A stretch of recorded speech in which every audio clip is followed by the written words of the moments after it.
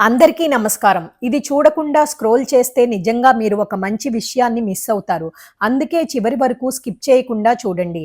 నమస్కారం అనేది మన సంస్కృతి సాంప్రదాయాలలో కీలకమైన భాగం. ఇది వినయం, గౌరవం, మర్యాదను సూచిస్తుంది. నమస్కారానికి ప్రతి నమస్కారం మన సంస్కారం.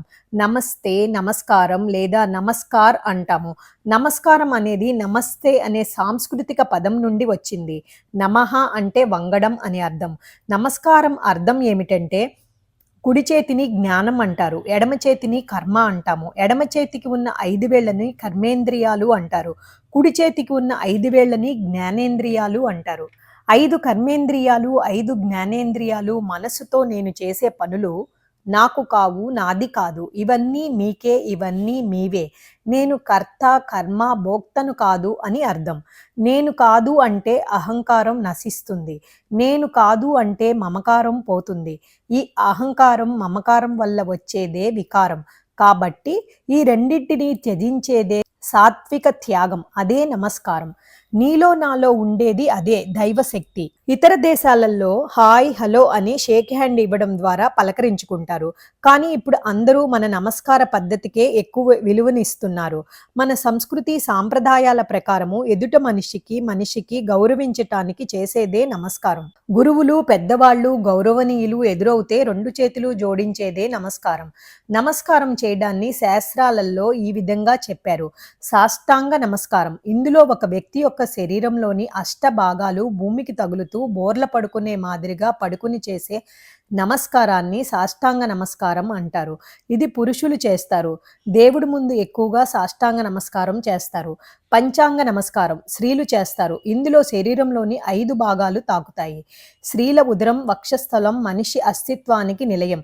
అందుకే స్త్రీలకు ఆ గౌరవం. అందుకే ఆ భాగాలను భూమికి తాకించరు. అంజలి నమస్కారం సర్వసాధారణమైన నమస్కారం.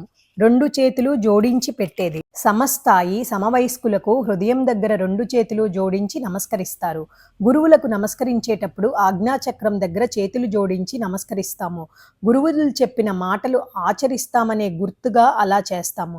అదే దేవతామూర్తులకు నమస్కరించేటప్పుడు సహస్రారం పైన చేతులు జోడించి నమస్కరిస్తాము. యోగా ప్రకారము ఆరోగ్యం కోసం సూర్యుడికి చేసే నమస్కారాలే సూర్య నమస్కారాలు. సైన్స్ ప్రకారము నమస్కారంలో ఉన్న అర్థం ఏంటంటే, దానివల్ల వచ్చే ప్రయోజనాలు ఏంటంటే, 2 చేతులు కలపటం వల్ల అన్ని నరాలు ప్రేరేపరించబడి శరీరం అంతా బ్లడ్ సర్క్యులేషన్ సరిగ్గా అయ్యి ఆరోగ్యంగా ఉంటాయి. చేతులు ఒకళ్ళకి ఒకళ్ళు తాకకుండా పెట్టుకునేదే నమస్కారం. దీనివల్ల అంటువ్యాధులు రావు. 2 చేతులు కలవడం అంటే ఒక చెయ్యి రుణధ్రువం, ఇంకొకటి ధనధ్రువం. ఈ 2 కలవటం వలన విద్యుత్ అయస్కాంత వలయాలు పూర్తయ్యి చైతన్యం పెంపొందుతుంది.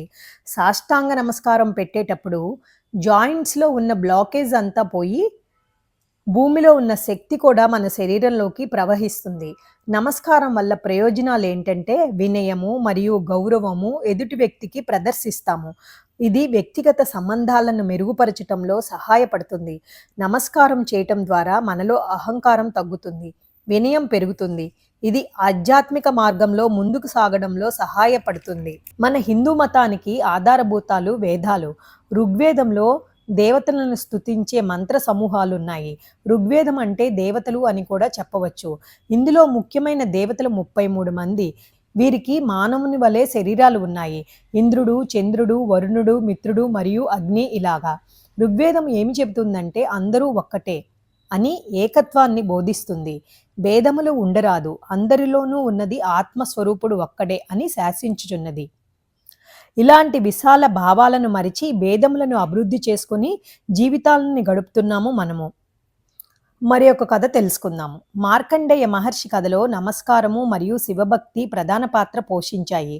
మార్కండేయుడు తన గురువులను, పెద్దలను నమస్కరించి వారి ఆశీర్వచనాల వల్ల లాభం పొందాడు. తరువాత శివారాధనలో నిమగ్నమై శివుని అనుగ్రహము వల్ల యముడిని కూడా జయించాడు. ఈ కథ మనకు భక్తి మరియు నమస్కారం యొక్క మహత్తుని తెలియచేస్తుంది. నమస్కారం అంటే ఒక భావన. కుమారుడు తల్లికి పెట్టే నమస్కారం తల్లిపై ఉండే ప్రేమ, గౌరవము, కృతజ్ఞతను సూచిస్తుంది. ఒక శిష్యుడు గురువుకు చేసే నమస్కారంలో వినయము, గురువు పట్ల తన భక్తి వ్యక్తపరుస్తాడు. అదే ఇద్దరు మిత్రులు నమస్కారం పెట్టుకోవటంలో వారి మధ్య ఉన్న సమానత్వం, స్నేహాన్ని వ్యక్తపరుచుకుంటారు. భార్యాభర్తల మధ్య ఉండేది ప్రేమను సూచిస్తుంది. నమస్కారం అనేది ఒక విధంగా చేయబడిన వాటిల్లో వివిధ సందర్భాలలో దాని భావము, ప్రాముఖ్యత మారుతాయి. నమస్కారాత్ ఏవ సర్వం సఫలతాం యాతి. నమస్కారం చేయటం వల్ల అన్ని కార్యాలు సఫలమవుతాయి. మొత్తం మీద నమస్కారం మన ఆచారాలలో ఒక ముఖ్యమైన అంశం. ఇది వ్యక్తిగత, సామాజిక మరియు ఆధ్యాత్మిక స్థాయిలో మనకు అనేక లాభాలను అందిస్తుంది. మీకు నచ్చితే లైక్ చేయండి, షేర్ చేయండి, సబ్స్క్రైబ్ చేయండి. మీతో అనురాధ కంచర్ల. ఓం తస్సత్.